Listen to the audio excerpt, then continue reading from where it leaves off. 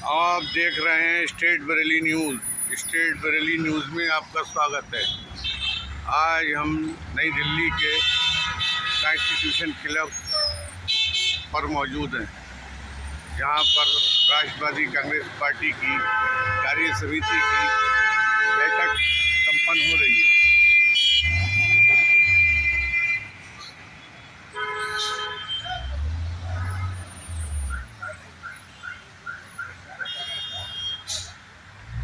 इस बैठक में भाग लेने के लिए भारतवर्ष के तमाम राज्यों से लोग लगातार आ रहे हैं और बैठक की अध्यक्षता जो है पार्टी के राष्ट्रीय अध्यक्ष माननीय शरद पवार जी करेंगे।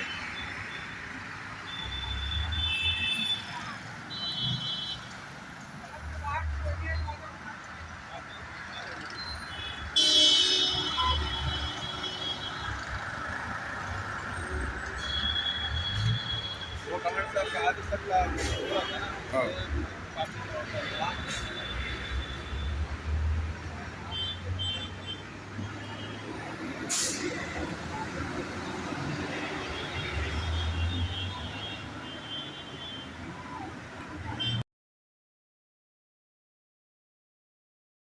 दोहराई थी कि हम फुले शाहू अंबेडकर जी की बात करते हैं, लेकिन हमारी जनरेशन ने महात्मा फुले जी को देखा, ना बाबा साहब अंबेडकर जी को देखा है, ना राजर्षि शाहू महाराज को देखा है। लेकिन उनके जो प्रिंसिपल्स है, उनके जो तत्व है, उनके जो विचार है, उन विचारों पर 55 सालों से ज्यादा एक व्यक्ति को चलते हुए देखा है, और वो व्यक्ति आदरणीय शरद चंद्र जी पवार साहब।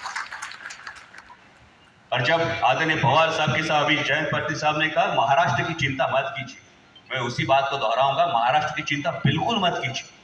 क्योंकि पवार साहब के साथ जब महाराष्ट्र में कई रैलीज में हम घूमते चाको जी, तो पीछे की गाड़ी में बैठ के एक चीज ऑब्जर्व करता हूं।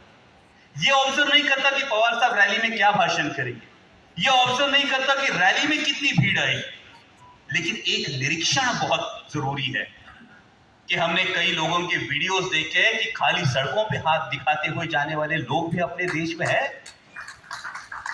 लेकिन जब पवार साहब का काफिला महाराष्ट्र के रास्ते से निकलता है, तो बर्तन मांजती हुई महिला बर्तन छोड़ के आके देखती है पवार साहब को, युवा आके देखता है पवार साहब को, किसान अपना काम छोड़ के देखता है पवार साहब को। सवाल ये उठता है, ये सब लोग पवार साहब को क्यों देखते हैं? जो लोग पिछले 5 दशकों से पवार साहब को देख रहे हैं, आज उनके नजरों में पवार साहब के प्रति अलग भाव है। वो भाव क्या है वो बताना चाहूंगा।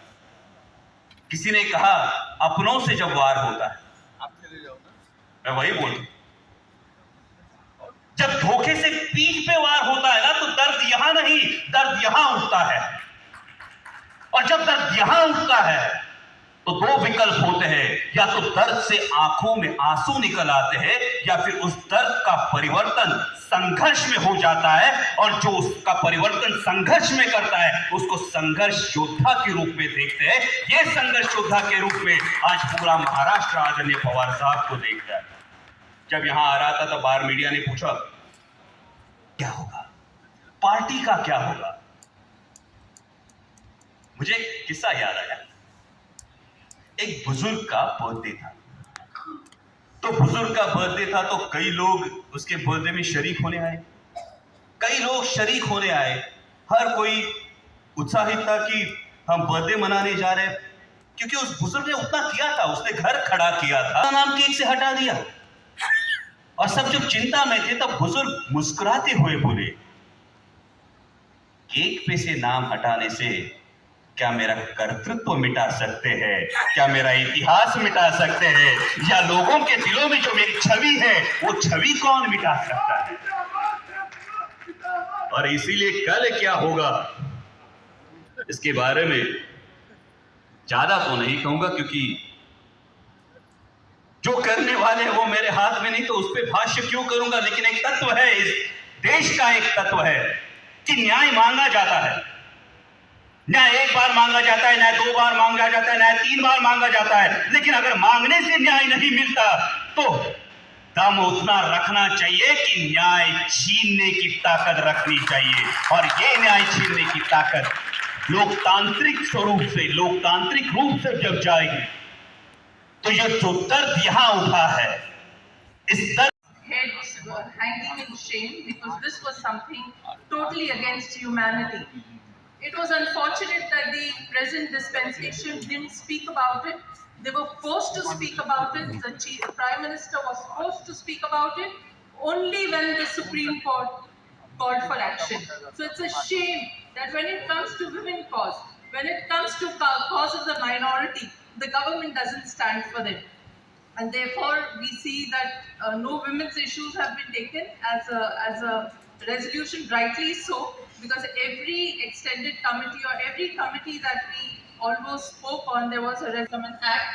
But I want to tell this August gathering कि वो शान है, we have passed it, लेकिन उन्होंने दो उसमें conditions डाले हैं. एक तो है कि there has to be a census which has already been delayed, and after the census delimitation होना चाहिए. जो delimitation we know is not an easy process.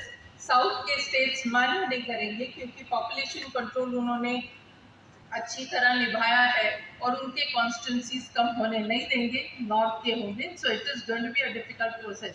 सो हम कभी वो वुमेन रिजर्वेशन देखेंगे हमें मालूम नहीं. सो मणिपुर में अगर ये देखते नहीं है, हमारे विमेन रेसलर्स जो यहाँ दिल्ली में आंदोलन कर रहे थे उनको ये देखते नहीं है. So what cause are they waiting for? The women, as far as women are related, we know that it's only our leader Pawar saheb who has really done something great for women. जब 73rd, 74th, sir, it's okay if I speak for 2 minutes. 73rd and 74th amendment आई, जिससे 33% reservation women को स्थानिक स्वराज्य संस्था में मिले. उसके भी पहले, वो 93 में हुआ, लेकिन उसके भी पहले ये देश में अगर किसी ने महिलाओं को आरक्षण दिया है, स्थानिक स्वराज्य हो, ये सब पवार साहब ने किया है. इसीलिए विमेन कॉज के लिए अगर ये अभी माहौल बनाएंगे, देखो हमने आपको रिजर्वेशन दिया है, मुझे लगता है एनसीपी मेंबर्स ने बाहर जाके कहना चाहिए ये this is a sham, they are cheating the women of India, and whatever Pawar sahab has done is something that has not been done anywhere in the country. Our hearts bleed for Manipur because Manipur में he was not allowed to talk and today he has been arrested. So these are the things that are happening.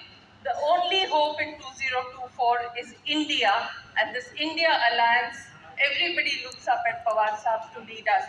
So we really look forward, sir. We are wholeheartedly with you on all the issues that you take up, and we will do our best to make sure that we support each and every order which comes from you. Thank you very much. I second this. अनेक चुनाव आने के बाद भी मतदाता ने उन्हें जो करना है वो उन्होंने किया. चुनाव चिन्ह एक महत्व का आधार है और इस देश में प्रजातंत्र अभी यहाँ तक पहुँचे हैं कि चुनाव चिन्ह बदल गया तो लोग अपना निर्णय बदलते नहीं. मैं मेरा व्यक्तिगत अनुभव आपको देना चाहता हूँ. मैंने पहला चुनाव जो लड़ा 1967 में, 55 साल पहले, मैं कांग्रेस का उम्मीदवार था और मेरा चुनाव चिन्ह 2 मई से आपको याद होगा पुराने लोगों का 2 महीनों की दूरी ये चुनाव चिन्ह था और इस पर मैंने चुनाव